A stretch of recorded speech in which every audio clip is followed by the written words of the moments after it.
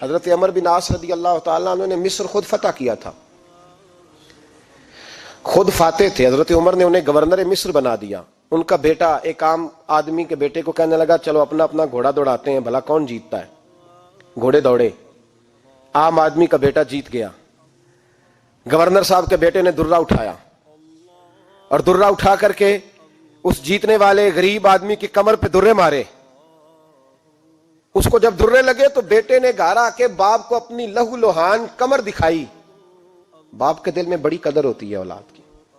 درجے تو لوگ ماں کے بیان کرتے رہتے ہیں، لیکن جتنا باپ پیار کرتا ہے اس کا بھی تقاضا کوئی کر نہیں سکتا. والد نے جب دیکھا نا لہو لوہان ہے گردن، تو والد چیخے، روئے، اور پھر پتہ نہیں اگلے 1.5 منٹ میں اس بچے کے والد کو کیا ہوا. اس نے آنسو پونچھے اور بیٹے کو کہنے لگا میرے گھوڑے کے پیچھے بیٹھ. کہا کدھر جانا ہے؟ فرمانے لگے یہ ظلم کا دور نہیں، یہ عمر کا دور ہے. ہاں ایسی بات ہے کوئی جو مرضی کر جائے؟ بیٹھ میرے گھوڑے پہ. آدھی رات کے وقت پہنچے مدینے اور باہر جا کے وہ آدمی پکارنے لگے، کہنے لگے عمر باہر آؤ، نکلو خوابگاہ سے. جب غریبوں پہ ظلم ہو تو پھر حکمرانوں کو سونے کی اجازت نہیں ہوا کرتی. باہر آؤ. فاروق اعظم آدھی رات کو اٹھ کے آئے. کیا ہوا؟ کہا عمر دیکھ، یہ بیٹا جو میں نے اپنے منہ کے نوالے کھلا کھلا کے پالا ہے، ذرا میرے لال کی پشت دیکھ. تیرے دور حکومت میں یہ حال ہوگا. حضرت فاروق اعظم نے کہا جاؤ بلا کے لاؤ فاتح مصر کو. حضرت عمر بن عاص بیٹے سمیت آئے. جناب فاروق اعظم فرمانے لگے مجمع میں کھڑا کر کے، فرمایا کیوں مارا تو نے اس کو؟ گردن جو گئی. فرمایا تو گورنر کا بیٹا تھا اس لیے مارا ہے؟ اس غریب آدمی کے بچے کو کہا درے پکڑ اور گورنر کے بیٹے کو اس کے سامنے مار، اور اتنے مار کے اسے سمجھ آئے. جب اس کو درے لگ رہے تھے تو لوگ دیکھ رہے تھے. تھوڑی دیر گزری تو حضرت سیدنا عمر فاروق رضی اللہ تعالیٰ عنہ نے فرمایا گورنر مصر کو بھی سزا دو، اس کے کپڑے اتروا کے اسے ٹاٹ کا لباس پہناؤ. لوگ کہنے لگے حضور گورنر صاحب کی کیا غلطی؟ سنو اور یاد رکھنا. حضرت فاروق اعظم کہنے لگے اس بچے کے دل میں بات ڈالی کس نے کہ تو گورنر کا بیٹا ہے؟ کس نے بات ڈالی کہ تو چودھری کا بیٹا اور باقی کمی ہوتے ہیں؟ کس نے سکھایا اسے؟ وہ طاقتیں بھی ہم کچھ لیں گے جو سکھاتی ہیں کہ فلانا بڑا ہے فلانا چھوٹا ہے. فرمایا نا، جب کوئی رسول اللہ کا کلمہ پڑھ لیتے ہیں وہ برابر ہو جایا کرتے ہیں. اس کو کس نے سکھایا؟ کس نے سکھایا اس کو؟ گورنر کو بھی. اور پھر حضرت عمر نے تاریخی جملہ کہا حضرت عمر بن عاص کی طرف دیکھ کے، فرمایا جب اللہ نے ان لوگوں کو آزاد پیدا کیا ہے تم نے کیوں غلام بنا لیا ہے؟ جب رب نے آزاد پیدا کیا تم نے کیوں غلام بنایا ہے؟ عزیزو یاد رکھو جب انصاف کا بول بالا ہوتا ہے پھر کوئی آدمی ڈرتا ہے. یہاں انصاف نہیں ملتا. اور میں آپ خود ایک بات یاد آ گئی. حضرت عمر کا زمانہ تھا تو غسان کے بادشاہ نے کلمہ پڑھ لیا. جو لوگ غریب کہلاتے ہیں نا وہ ذرا میری بات پہ زیادہ توجہ کریں. غریبوں کو سنانے لگا ہوں، غریب ذرا توجہ کریں. غسان کے بادشاہ نے اسلام قبول کر لیا اور اسلام قبول کرتے ہی وہ آئے حج کرنے. حج کے بعد فارغ ہوئے تو ایک نفلی طواف کر رہا تھا غسان کا بادشاہ شاہ غسان. آج تو خانہ کعبہ میں بھی وی آئی پی پروٹوکول ملتا ہے، آج تو مسجد نبی میں بھی وی آئی پی پروٹوکول ہوتا ہے. یہاں آ کے بھی، یہاں بھی اور دیکھتے صحیح تو کھڑا کہاں ہے. یہاں بھی پولیس والوں نے بازو پکڑے. سوچو تو صحیح، یہ حال کر دیا تم نے مذہب کا. طواف کعبہ ہو رہا ہے اور غسان کے بادشاہ نے جبہ پہنا ہوا ہے باریک اور لمبا. وہ طواف کعبہ کر رہا تھا تو ایک غریب آدمی کا پیر اس کے جبے پہ آ گیا. جب پیر آیا تو اس نے پلٹ کے غریب کے منہ پہ تھپڑ مارا. جب تھپڑ مارا تو اس غریب نے سیدنا فاروق اعظم کی عدالت میں مقدمہ کر دیا. کہا بادشاہ نے تھپڑ مارا ہے. حضرت عمر فاروق رضی اللہ تعالیٰ عنہ نے بادشاہ کو بلایا. فرمایا تو نے اس غریب کو مارا ہے؟ کہا جناب اس نے پیر رکھا تھا. تو فرمایا پیر رکھا تھا تو کیا ہو گیا؟ تو نے کیوں لمبا جبہ پہنا تھا؟ تجھے سمٹ کے چلنا چاہیے تھا. کہا میرے لیے حکم کیا ہے؟ حضرت عمر کہنے لگے یہاں اسے رات میں راضی کر لے، ورنہ صبح اسی جگہ اسی کونے میں خانہ کعبہ کے سائے میں وہ غریب تیرے منہ پہ تھپڑ مارے گا اور تجھے تھپڑ کھانا پڑے گا. غریبوں سنو سنو، ساری رات وہ غسان کا بادشاہ غریب کی منت کرتا رہا تو راضی ہو جا.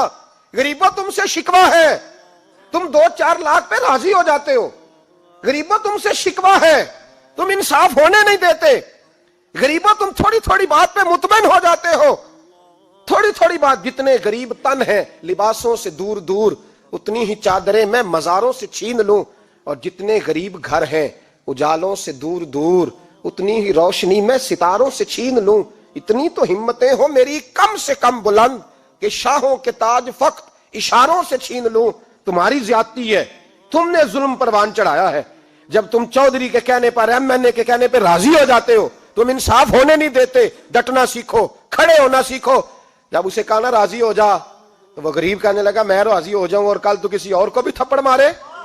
فرمایا جتنی تیرے پاس دولت ہے لا کے قدموں میں رکھ. ہم دولتوں کی پرواہ اس لیے نہیں کرتے کہ ہم نے محمد عربی کا چہرہ دیکھا ہوا ہے.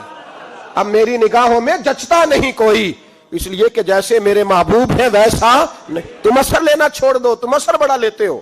ہاں تمہارے اوپر چیزیں اثر انداز ہوتی ہیں, اس لیے انصاف نہیں ہوتا. ڈٹنا سیکھو, کھڑے ہونا سیکھو.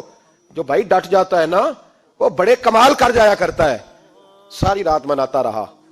حضرت عمر سے کہنے لگا وہ نہیں مانتا, تو جناب عمر کہنے لگا پھر تیاری کر لے. ہم بادشاہ نہیں دیکھیں گے, دولت نہیں دیکھیں گے, ہم رسول اللہ کا دین دیکھیں گے, ہم نبی پاک کا نظام دیکھیں گے. وہ بادشاہ رات کو دوڑ گیا, بھاگ گیا, جا کے عیسائی ہو گیا. لوگوں نے کہا اتنا قیمتی آدمی عمر نے ضائع کر دیا. فرمایا چپ کرو, میں نے کوئی چیز ضائع نہیں کی, میں نے تو اپنے رسول کا دین بچا لیا ہے. کوئی شے ضائع نہیں ہوئی. عدل جب تک, میں پھر کہوں گا, اس عدل کے نقصان میں ہر آدمی برابر کا شریک ہے. ہم عدل ہونے نہیں دیتے, ہم عدل قائم نہیں کرتے. ہمارا تقاضا ہی نہیں کہ عدل ہو, ہم اپنے آپ کو عدل کے لیے پیش ہی نہیں کرتے, مزاج ہی نہیں. حضرت علی المرتضیٰ ایک جری انسان تھے, اور وہ علی تھے جن پر انسانیت رشک کرتی ہے. اور مولا علی وہ ہستی تھے کہ میرے مصطفیٰ کریم صلی اللہ تعالی علیہ وسلم نے فرمایا اس کے دیدار کو تو فرشتے بھی آیا کرتے. نا بڑا آدمی, اور پھر امیر المومنین خلیفۃ المسلمین حضرت علی. خود مولا علی نے حضرت قاضی شریح کو قاضی بنایا, چیف جسٹس بنایا, اپنے ہاتھوں سے تعیناتی کی. حضرت مولا علی رضی اللہ تعالیٰ عنہ کی زرہ گم ہو گئی. کافی دیر گزر گئی تو ایک یہودی کے پاس وہ زرہ آپ کو نظر آئی. حضرت علی نے ڈائریکٹ اس سے چھین نہیں لیا, حالانکہ امیر المومنین تھے. ہمارے ہاں ڈنڈا بھی بڑا چلتا ہے نا, جو طاقتور ہوتا ہے وہ تو تھانے جاتا ہی نہیں, اس کو ضرورت نہیں, اس نے تو بندے رکھے ہوئے ہیں, اس کو تو پتہ ہے کام کیسے لینا ہے. لیکن حضرت علی نے آئینی رستہ اختیار کیا, قانونی رستہ. قاضی صاحب کی عدالت میں مقدمہ کیا کہ فلاں یہودی کے پاس میری زرہ ہے اور وہ چوری ہو گئی تھی, گر گئی تھی, گم گئی تھی, مجھے دلائی جائے. قاضی صاحب نے بلا لیا یہودی کو, امیر المومنین بھی کٹہرے میں. قاضی صاحب کہنے لگے اس سے کہ زرہ تیری ہے؟ اس نے کہا جی میرے پاس ہے تو میری ہے. قاضی صاحب کہنے لگے حضرت علی سے گواہ آپ کو دینے پڑیں گے کیونکہ مقدمہ آپ نے کیا ہے, اگرچہ وہ امیر المومنین ہے. توجہ ہے بھائیوں کی, سمجھ آ رہی ہے باتوں کی؟ گواہ امیر المومنین آپ نے دینے ہیں کیونکہ مقدمہ آپ نے دائر کیا. تو حضرت علی کہنے لگے میرا بیٹا حسن گواہی دے گا کہ میری ہے, اور میرا غلام کمبر گواہی دے گا. قاضی صاحب کہنے لگے حضور ان کی گواہی درست تو ہے پر میں نہیں تسلیم کرتا, اس لیے کہ بیٹے تو باپ کے حق میں بولا ہی کرتے ہیں, نوکر تو آقاؤں کے حق میں بولتے ہی ہیں. جائیں کوئی غیر جانبدار بندہ لے کے آئے جو گواہی دے. تو حضرت علی خاموش ہو گئے, کہنے لگے ابھی میرے پاس ایسا کوئی گواہ نہیں. قاضی صاحب کہنے لگے چلیں پھر آپ یہودی کو راضی کریں, آپ نے کیوں بلا وجہ گھسیٹا عدالت میں, راضی کریں, انصاف کا تقاضا ہے. تو حضرت علی قریب گئے, کہنے لگے بھیا ناراض نہ ہونا, زرہ تو میری ہے, ناراض نہ ہونا, میں نے غلط مقدمہ نہیں کیا. وہ علیحدہ بات ہے کہ میرے پاس گواہ نہیں تو میں کوئی بے انصافی نہیں کر سکتا, تو میرے ساتھ چل تجھے کھجوروں کا حلوہ کھلاتا ہوں تاکہ تو راضی ہو جائے. وہ یہودی کہنے لگا میں نے قاضی صاحب کا انصاف دیکھا اور جناب علی کا انصاف کے لیے کھڑا ہونے دیکھا تو میں مولا علی کے قدموں میں بیٹھ گیا. میں نے کہا علی جب تیری یہ شان ہے تو محمد عربی کا کیا مقام ہوگا. میں نے کلمہ پڑھنا شروع کر دیا. دیکھیں نا تقاضا پورا کیا ہے حضرت علی نے. تو وہ کہنے لگا علی تیرے انصاف کے رنگ نے نا, جملہ یاد رکھنا, کہنے لگا یہودی علی تیرے انصاف کے اس رنگ نے میرے دل سے کفر کی میل دور کر دی, تیرے عدل نے میرا کفر توڑ دیا, کفر. لیکن شرط دیکھیں نا, غریب آدمی ابو ایوب انصاری, ماڑے بندے, اب تو پیر اور مولوی بھی گنجائش نہیں نہ دیتا کسی کو بولنے کی. تو سیاست دان تو اللہ کی پناہ, وہ تو پتہ نہیں کس طرح سوتے ہیں رات کو, اللہ ہی جانتا ہے. پتہ نہیں کس طرح اپنے آپ کو مطمئن کر کے وہ زندگیاں گزار رہے ہیں, خدا ہی بہتر جانتا ہے.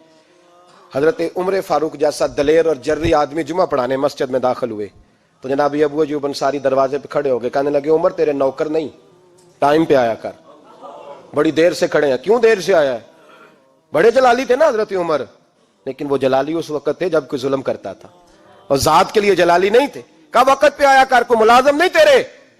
تو سیدنا فاروق اعظم منبر پہ چڑھے اور فرمانے لگے اللہ ابو ایوب انصاری کا بھلا کرے، جب تک اس طرح کے لوگ موجود ہیں کوئی بادشاہ بگڑے گا نہیں، اللہ اس کا بھلا کرے، اس نے میری توجہ صحیح۔ اور پھر عمر رو پڑے، رو کے فرمانے لگے مسلمانوں معاف کر دو، غلطی کوئی نہیں، میرے پاس کرتا ایک ہی ہے، اور عبداللہ کی ماں نے وہ دھو کے خشک ہونے کو ڈال دیا تھا، غریب ہوں، کرتا دوسرا کوئی نہیں، تو وہ ذرا نا خشک ہونے میں آ کے دیکھ لو ابھی بھی گیلا ہے، مجھے معاف کر دو، میری غلطی نہیں ہے۔ صحابہ درد کے ساتھ رونے لگے اور کہنے لگے اللہ اس طرح کے حکمران ہمیشہ عطا کرتا رہے۔ میرے بھائی تو انصاف کا رنگ تو دیکھ، ان تقاضوں کو سمجھنا۔ یہاں کسی کی جرت ہے بول سکے، طاقت ہے کسی کی، لیکن انہوں نے اپنے آپ کو پیش کیا، سامنے پیش کیا اپنے آپ لوگوں کے سامنے۔ دو مال غنیمت کی چادریں بانٹ رہی ہیں، سب کو ایک ایک ملی ہے۔ فاروق اعظم جمعہ پڑھانے آئے تو اسی چادر کا کرتا، اسی کی تامت، لوگ کھڑے ہو گئے، عمر بتا تو نے دو کیوں لی؟ یہ انصاف ہے، یہ عدل ہے، کیوں لی دو؟ تو حضرت عمر کہنے لگے میرا بیٹا جواب دے گا۔ عبداللہ بن عمر بولے، کہنے لگے ابا جی کے کپڑے بڑے پرانے ہو گئے تھے، میں نے اپنے حصے کی بھی اپنے ابا جی کو دے دی ہے۔ دیکھیں نا، یہ انصاف میرے نبی پاک نے کیا ہے، صحابہ نے سیکھا ہے۔ میں اور آپ تیار نہیں، ہم تیار نہیں انصاف کے لیے، ہمارا مزاج نہیں انصاف کا، ہمیں خود بہت سارا آگے پیش ہو کے رنگ دکھانا پڑے گا، اس کے لیے ہماری تیاری نہیں۔ اس لیے ہم حکمرانوں کو گالی دے کے چپ کر جاتے ہیں، اس لیے ہم وکیلوں کے کہتے ہیں بکتے بڑا ہیں، جج بکتے، یہ باتیں کر کے ہم خاموش ہیں، ہم پیش نہیں کر پا رہے، ابھی تک ہم اپنے آپ کو کھڑا نہیں کر پا رہے کہ ہم سے مطالبہ کرو انصاف کا، کھڑا نہیں۔ حضرت سیدنا علی المرتضیٰ شیر خدا رضی اللہ تعالیٰ عنہ فرماتے ہیں بدر کے لیے جب جا رہے تھے تو سواری ایک تھی، سوار تین تھے، ایک سواری اور سوار تین۔ فرماتے ہیں نبی پاک صلی اللہ علیہ وسلم نے فرمایا تین کٹھے نہ بیٹھنا، دو بیٹھیں، سواریوں کو تکلیف ہوتی ہے، قربان جاؤں کیسا رسول دیا ہے جو جانوروں کے حقوق کا بھی خیال فرماتے ہیں صلی اللہ علیہ وسلم۔ فرمایا دو بیٹھیں۔ حضرت علی کہتے ہیں پہلے میں اور نبی پاک صلی اللہ علیہ وسلم بیٹھے، اور تیسرے ہمارے ساتھ ابو درداء رضی اللہ تعالیٰ عنہ۔ فرماتے ہیں جا رہے تھے بدر کے لیے، پہلے میں اور حضور بیٹھے، پھر نبی پاک اور ابو درداء بیٹھے۔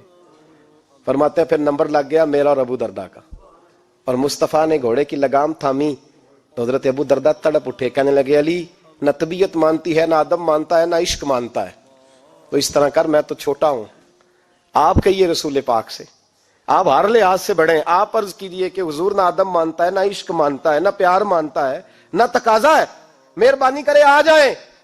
حضرت علی ہاتھ باندھ کے عرض کرنے لگے محبوبہ ٹھیک ہے، باری آپ کی پیدل چلنے کی ہے، پر مہربانی کریں، ادب پیار اور محبت مجبور کر رہی ہے۔ تو حضور نے فرمایا علی چپ کر، میں عدل نہیں کروں گا تو لوگ عدل سیکھیں گے کیسے؟ اگر میں عدل نہیں کروں گا تو قوم سیکھے گی کیسے؟ مجھے عدل کرنے دے، انصاف کرنے دے، فرمایا چلنے دے مجھے پیدل، کچھ نہیں ہوتا۔ تقاضا عدل جب تک پورا نہیں ہوتا، آپ یقین کریں میرے صاحب کہا کرتے تھے میں عدالت کو عدالت نہیں کہتا، کچہری کہتا ہوں، اس لیے کہ عدالت وہ ہوتی ہے جہاں عدل ہوتا ہے۔ یہاں تو حال یہ ہے، بتائیے وکیل کو نہیں پتا ہوتا کہ جو میرے پاس آیا یہ غلط آدمی ہے، وہ اس کی حمایت کرتا ہے کہ نہیں، اس کے ساتھ چلتا ہے کہ نہیں، جھوٹ کے ساتھ آخر تک لڑتا ہے کہ نہیں لڑتا، جو گواہ بن کے جا رہے ہوتے ہیں انہیں پتا ہوتا ہے کہ نہیں کہ ہم جھوٹے کی گواہی دینے جا رہے ہیں، تو پھر کیا سارا ظلم حکومتیں کر رہی ہیں؟ معاشرہ بھی تو اپنی ترتیب بدلے نا، لوگ بھی تو اپنا رنگ بدلے نا، لوگ بھی تو طبیعت بدلے نا۔ کون منتخب کرتا ہے انہیں ظالموں کو؟ عوام، اور پھر اس کے بعد شکوہ بھی عوام ہی کرتی ہے۔ خدا را تقاضے سمجھو، مزاج سمجھو، طبیعت سمجھو اسلام کی۔ میرے نبی پاک صلی اللہ علیہ وسلم نے عدل کا بول بالا کیا، ہر مقام پر، ہر نقطے پر رسول پاک صلی اللہ علیہ وسلم نے عدل عدل اور عدل کی آواز بلند فرمائی۔ کوئی مقام ایسا نہیں، آپ پڑھیے کتابیں، اگر ایک کلمہ پڑھنے والے اور یہودی کا فیصلہ آیا ہے اور نبی پاک صلی اللہ علیہ وسلم نے یہودی کو حق میں سمجھا ہے تو نبی پاک نے یہودی کے حق میں فیصلہ دیا۔ وہ منافق بگڑ گیا ہے، حضرت عمر کے پاس گیا ہے، لیکن حضور نے فرمایا جہاں جاتا ہے جا، فیصلہ وہی کیا جائے گا جو عدل پہ مبنی ہوگا، جو انصاف پہ مبنی ہوگا۔ ہماری طبیعتوں کے اندر سے وہ جو جس سٹیج پہ کوئی بیٹھا ہے وہ وہاں بڑا ہے، وہ جہاں بیٹھا ہے وہ سلطنت کا مہاراجا ہے، وہ کہتا ہے نہیں میرے پاس سارا کچھ ہے، یا تو میں اختیارات استعمال کروں گا، وہ استعمال نہ ہوئے تو پھر دولت استعمال کروں گا۔ تو جب اجتماعی مزاج قوم کا بگڑتا ہے، پھر معاشرے میں ناانصافی عام ہوتی ہے، پھر ظلم عام ہوتا ہے، پھر بے رہ روی کا شکار۔ اور میرے نبی پاک صلی اللہ علیہ وسلم کی حدیث سن لے، ذرا جا کے سننا یہ والی روایت، اور اسے یاد کر لینا، اس کا رٹا لگا لینا۔ حضور نے فرمایا تھا جس معاشرے میں بے حیائی عام ہوگی وہاں ایسی بیماریاں پیدا ہوں گی جن کا علاج ہی کوئی نہیں ہوگا.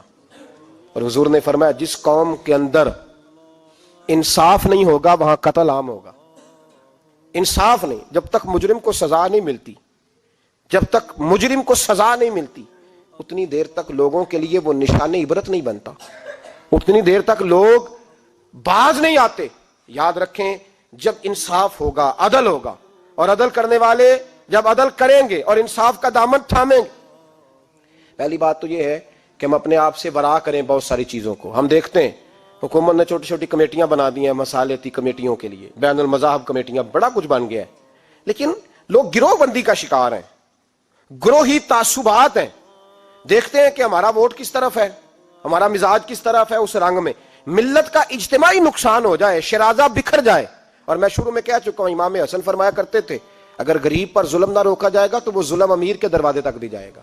ایک وقت آئے گا کہ امیروں کے ساتھ بھی زیادتیاں ہونے لگیں، اس لیے کہ جب ظلم ہوتا ہے تو اس کی آگ بھی پورے معاشرے کو لپیٹ میں لیتی ہے، اور جب انصاف ہوتا ہے تو اس کی برکتیں بھی سارے معاشرے کو فائدہ دیتی ہیں. عدل انصاف ضروری امر ہے. حضرت عمر فاروق رضی اللہ تعالیٰ عنہ جناب زید بن ثابت رضی اللہ تعالیٰ عنہ کو خود قاضی بنایا تھا. حضرت زید بن ثابت کو قاضی خود بنایا، خود تعینات کیا. حضرت ابی بن کعب رضی اللہ تعالیٰ عنہ نے نا حضرت عمر پر مقدمہ کر دیا حضرت زید بن ثابت کی حکومت میں، خود حضرت عمر پر. جناب عمر جب پہنچے نا وہاں سب لوگ بیٹھے رہے. ایک شخص کہنے لگا تم اپنے امیر کے لیے کھڑے نہیں ہوئے، تو حضرت زید بن ثابت کہنے لگے چپ کر جا، ان پر مقدمہ ہے، وہ حساب دینے آئے ہیں، امیر المومنین بن کے نہیں آئے. سامنے کھڑا کیا تو گفتگو کے دوران کوئی ایسا موقع آیا کہ حضرت عمر کو قسم دینی پڑی. تو حضرت زید بن ثابت حضرت ابی بن کعب سے کہنے لگے یار لحاظ کر، وہ فاروق اعظم ہے، امیر المومنین ہے ہمارے، اور تو ان سے قسم کا مطالبہ کر رہا ہے.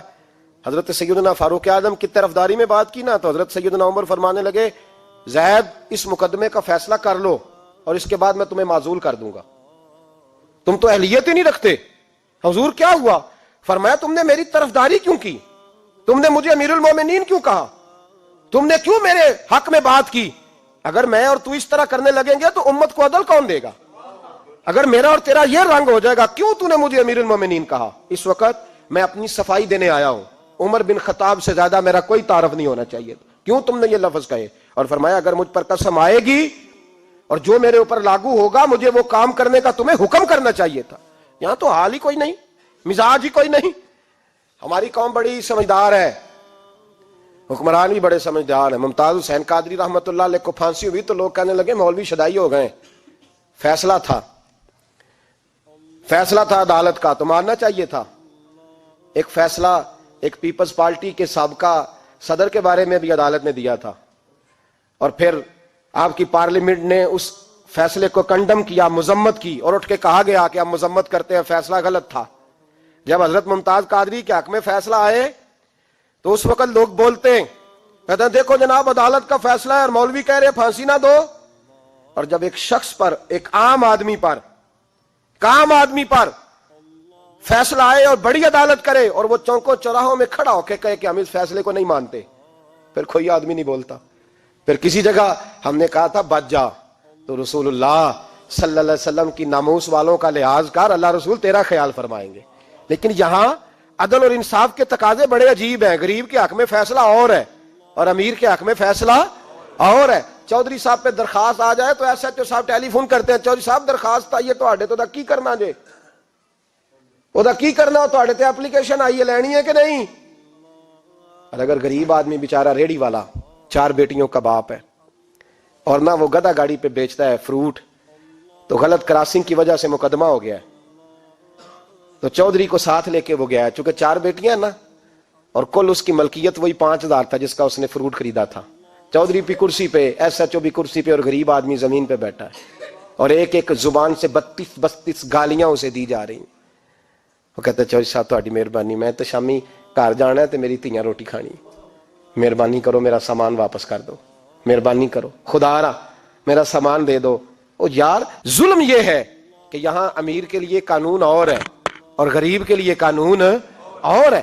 اس وقت پھر ظلم ہوتا ہے، پھر زیادتی ہوتی ہے، پھر ملتیں نہیں بنتی، پھر اس سے ڈاکو پروان چڑھتے ہیں، اس سے پھر ظالم پروان چڑھتے ہیں. اپنے آپ کو پیش کرو. یاد رکھو میرے نبی پاک صلی اللہ علیہ وسلم نے فرمایا ظلم قیامت کے اندھیروں میں سے ایک اندھیرا ہوگا. ظالموں کو قیامت کے دن ٹھوکریں لگیں گی, رستہ نہیں ملے گا. اپنے آپ کو پیش کریں, چھوٹی سی بھی زیادتی, چھوٹا سا بھی ظلم نہ ہونے پائے. انصاف کے تقاضے پورے ہونے چاہیے. نبی پاک صلی اللہ تعالی علیہ وسلم نے جو امت ہمیں بنایا ہے تو اس امت میں انصاف کا بول بالا ہے. کوئی آدمی انصاف سے بالا تر نہیں. بہت بڑی بات کرنے لگا ہوں. امام ابو نعیم نے لکھا ہے, خود رسول پاک نے اپنی ذات کو انصاف کے لیے پیش کیا. اس بات کو میں جب کبھی سوچتا ہوں نا تو لگتا ہے کہ روح پرواز کر رہی ہے, پر پتہ نہیں کہاں کہاں سے ہو آئی ہے. انصاف کا بول بالا ایسے نہیں ہوتا. حضرت فاروق اعظم اور مولا علی اور عثمان غنی اور ابو بکر صدیق اور سیدنا قاضی شرح جیسے لوگ ایسے ہی تیار نہیں ہوتے. ان کے پیچھے جو میرے رسول پاک صلی اللہ علیہ وسلم کا مزاج ہے اس کو سمجھیں, غور کریں. میں جب اس پہلو کو دیکھتا ہوں نا, آپ یقین کریں یہ روایت میں کبھی کبھی پڑھتا ہوں اور کبھی کبھی اس کو بیان کرتا ہوں تو میں کھو جاتا ہوں بہت ساری جگہوں پہ. پتہ نہیں کہاں کہاں کا سفر طے ہو جاتا ہے.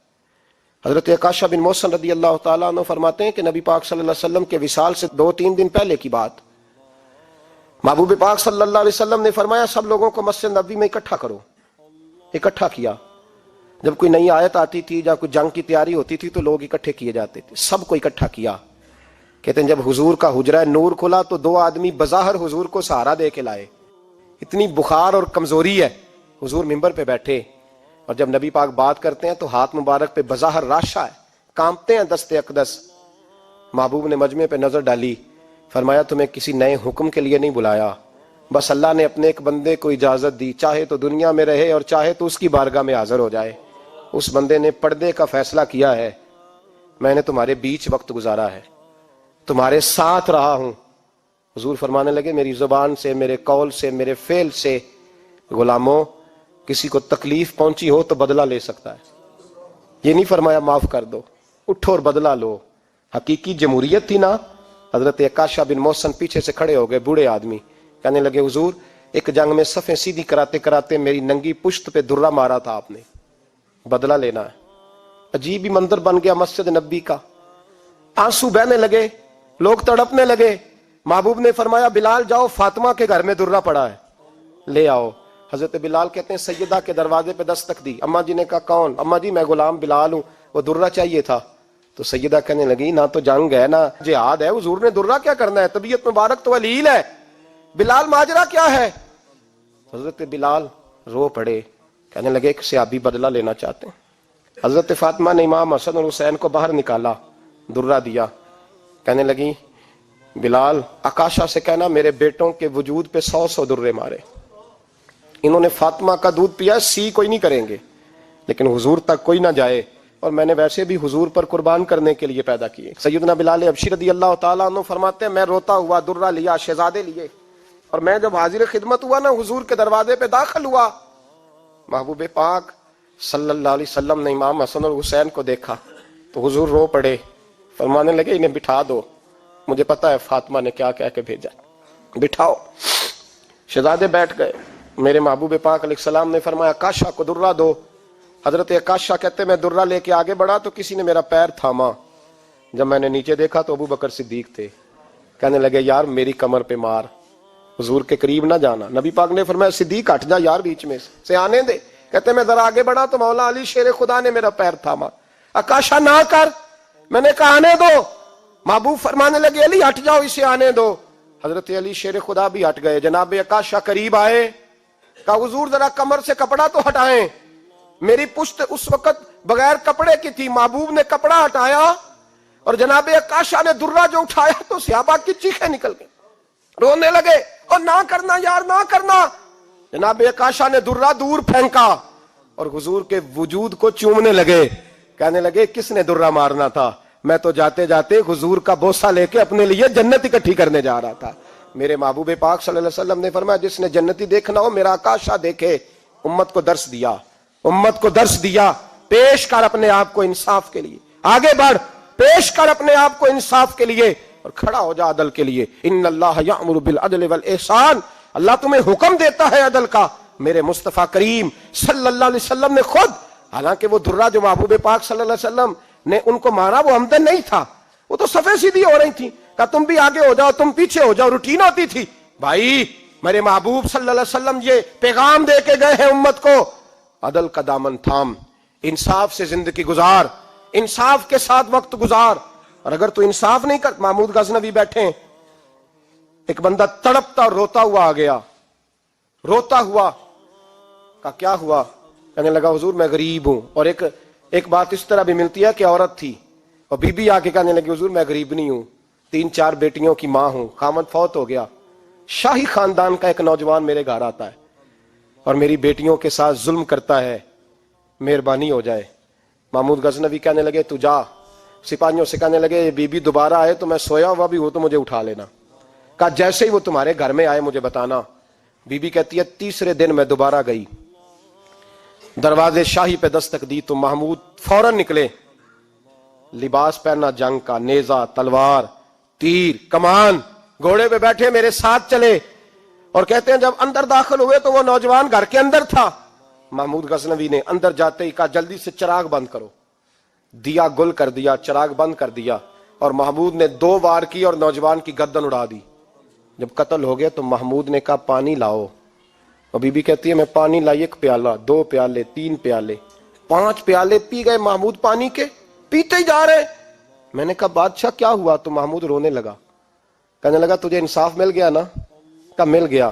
تو محمود کہنے لگے یہ میری سگی بہن کا بیٹا تھا اور میری بیوہ بہن کا اکیلا بیٹا تھا. جب تو میرے گھر آئی کہ شاہی خاندان کا نوجوان آتا ہے تو میں نے تحقیق کی تو مجھے پتا چلا کہ وہ تو میرا اپنا بانجا ہے.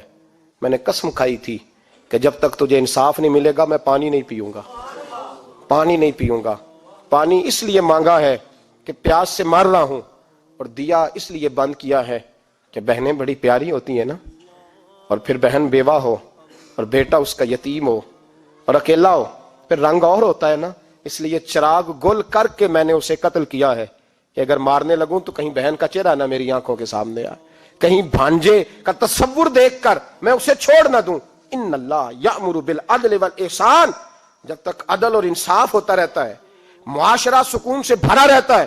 یاد رکھو جس معاشرے میں عدل نہیں ہوتا, جس معاشرے میں انصاف نہیں ہوتا, جس معاشرے کے اندر لوگ اپنے آپ کو بالا تر سمجھنے لگتے ہیں, جس معاشرے کے اندر ہمارا تو یہ حال ہے کہ باہر سے آ کر ہمارا دشمن حملہ کر کے لوٹ جاتا ہے, ہمیں پتہ ہی نہیں چلتا, بس ٹھیک ہے مار گئے چھٹی ہو گئی. جس معاشرے کی بے حسی کا یہ عالم ہو کہ درجنوں لوگ قتل ہوں. اور میں دکھ سے یہ باتیں کرتا ہوں, دکھ سے. ایک دن نا اخبار پہ 4 قتلوں کی خبر بھی لگی ہوئی تھی اور ایک سیاستدان کی ممکنہ شادی کی خبر بھی لگی ہوئی تھی. کلیجہ پھٹتا ہے بات کرتے. وہ خبر اتنی چھوٹی سی تھی کہ آج ضلع لاہور میں 4 لوگ قتل ہو گئے. وہ خبر اتنی چھوٹی تھی, اور ایک سیاستدان نئی مداری کرنے لگا ہے, اس کی خبر بڑی تھی. اور قوم وہ ٹھیک ہے, پڑھنے والا بھی ایسا ہی ہے, میری طرح کے لوگ, انہوں نے وہ کہا وہ قتل تو روز ہوتے رہتے ہیں, یہ عام سے لوگ ہیں, غریب لوگ, یہ گاجر مولی ہیں, کوئی برج نہیں, کٹ گئے تو یہ شادی کی خبر بڑی ہے, اس پہ تبصرہ ہونا چاہیے. اسی وقت پھٹے آباد ہو جاتے ہیں, چونک آباد ہو جاتے ہیں, بحث شروع ہو جائے, 4 آدمی قتل ہو گئے, ٹھیک ہے معاذ اللہ, مسئلہ ہی کوئی نہیں. اتنی بے حسی, اس قدر زیادہ سفاکیت, اور قومی میڈیا مداری گروں کی خبریں بڑی دیتا ہے. اور جو بیچارے قتل ہو گئے سر راہ, جن کی رپٹ بھی پتہ نہیں کب درج ہوگی, اور جن کے بارے میں پہلی کاروائی کا آغاز بھی پتہ نہیں کب ہوگا, ان کی خبریں چھوٹی ہیں. ہم تو اس طرح ہیں جیسے کوئی مداری لگائے گا تو ساری قوم وہاں اکٹھی ہو جائے گی. یہ سنجیدہ قوموں کا وتیرہ نہیں. او بھائی, ہم پاکستانی, پنجابی, یہ سارا کچھ بعد میں ہے, سب سے پہلے ہم رسول اللہ کے غلام ہیں. ہمارے مزاج کے اندر وہ سارا کچھ ہونا چاہیے جو ہمارے نبی نے ہمیں عطا فرمایا ہے. ہمیں ان ساری چیزوں کو سیکھنا چاہیے جو رسول پاک نے ہمیں عطا فرمائی ہیں. اپنے مزاج کو تبدیل کریں, انصاف کا آغاز کریں, اور اگر کبھی غلطی ہو جائے تو ڈٹ کے کہیں ہو گئی, اپنے آپ کو پیش کریں. حضرت علی شیر خدا رضی اللہ تعالیٰ عنہ فرمایا کرتے تھے جسے دنیا میں سزا ملے گی اللہ دوبارہ قیامت میں نہیں دے گا, اس لیے کہ میرا رب بڑا کریم ہے. آپ فرمایا کرتے تھے وہ بڑے قیمتی لوگ ہیں جو دنیا میں سزا لیتے ہیں لیکن آخرت کی سزا سے بچ جایا کرتے ہیں. یہاں اگر اپنے آپ کو پیش کر لیا جائے, یہاں اگر انسان اپنے آپ کا محاسبہ کر لے, اس جگہ عدل قائم کر لے, صبح قیامت اس کے لیے آسانی ہو جائے. غریب سے لے کر امیر تک جو جس جگہ بیٹھا ہے, جس منصب پہ بیٹھا ہے, اسے تقاضا عدل قائم کرنا چاہیے. اسے انصاف کا بول بالا کرنا چاہیے، اسے ہر مقام پر یہ سوچنا چاہیے کہیں ایسا تو نہیں کہ میں بے انصاف ہوں. اور یاد رکھیں انصاف انصاف ہوتا ہے، نہ انصاف کی آنکھیں ہونی چاہیے اور نہ انصاف کا دل ہونا چاہیے. وہ دیکھے نہ کہ سامنے کون ہے، اور اس کا دل اگر دھڑکے تو صرف انصاف کے لیے دھڑکے، کسی اور کے لیے دھڑکنا نہیں چاہیے. اسے بالکل فیصلہ کرنا چاہیے، جو بھی سامنے آئے اسے فیصلہ کرنا چاہیے. اپنے آپ کو پیش کرنا سیکھیں، معاشرے میں انصاف کرنا سیکھیں، عدل کرنا سیکھیں. ہمارے ہاں انفرادی سطح پہ جب شروع ہوگا یہ کام، انفرادی سطح پہ، پھر وہ اجتماعی. آپ یقین کریں لوگ گفتگو کی حد تک بھی انصاف نہیں کرتے. کوئی آدمی اگر صحیح کہہ رہا ہے نا بات، لیکن ہمارے مفادات کو ٹھیس پہنچ رہی ہے تو اس کی مخالفت کرنا ہم ضروری سمجھتے ہیں. کہتے ہیں بات صحیح کر رہا ہے، پر چونکہ میرے مفادات کی نہیں، لہذا میں اس کو اس بات میں آگے بڑھنے کی اجازت نہیں دوں گا. 2-4 دن پہلے ایک صاحب مجھے سمجھانے لگے، کہنے لگے معاملات تھوڑے آگے بڑھ رہے ہیں، اب تو چیزیں بڑی ساری صحیح ہو گئی ہیں، علماء کو نرمی کرنی چاہیے. اور میں نے کہا کس بات کی نرمی؟ ہماری آواز تو اتنی مؤثر ہے ہی نہیں، ہم نے تو کبھی دعویٰ ہی نہیں کیا کہ ہماری وجہ سے بڑا انقلاب آ رہا ہے. اگر کونوں میں بیٹھ کے مسجدوں میں رسول اللہ کے نام کی دعائی دیتے تو اتنا تو موقع دو نا، ہمیں کم از کم اتنا تو کرنے دو. اور وگرنہ اگر ہم سے پوچھو تو مرحوم کہہ گئے تھے جتنے غریب گھر ہیں اجالوں سے دور دور، اتنی ہی روشنی میں چراغوں سے چھین لوں، اور جتنے غریب تن ہیں لباسوں سے بے نیاز، اتنی ہی چادریں میں مزاروں سے چھین لوں. اتنی تو ہمتیں ہوں میری کم سے کم بلند کہ شاہوں کے تاج فقط اشاروں سے چھین لوں. عدل رہے گا تو امن رہے گا، عدل رہے گا تو سکون رہے گا، عدل رہے گا تو معاشرہ بنے گا، اور انسان رہیں گے. اور اگر بے انصافی ہوگی تو بھیڑیے پلیں گے، درندے پلیں گے. یاد رکھنا انسانوں کی بستی اس وقت تک قائم رہتی ہے جب تک اس میں انصاف رہتا ہے، اور جب انصاف رخصت ہوتا ہے پھر بھیڑیوں کا راج ہوتا ہے. اگر چاہتے ہو کہ دنیا میں انسان رہے پھر انصاف کرنا پڑے گا، اور اگر بھیڑیوں کو موقع دینا ہے تو ٹھیک ہے، پھر کسی طرف نہ دیکھیں، اپنے آپ کو سجائیں سواریں، دل کو روشن کریں، ادھر بڑھیں جدھر انصاف زیادہ ہے. اللہ اپنے محبوب کی سچی غلامی عطا فرمائے. آخر دعوانا الحمدللہ.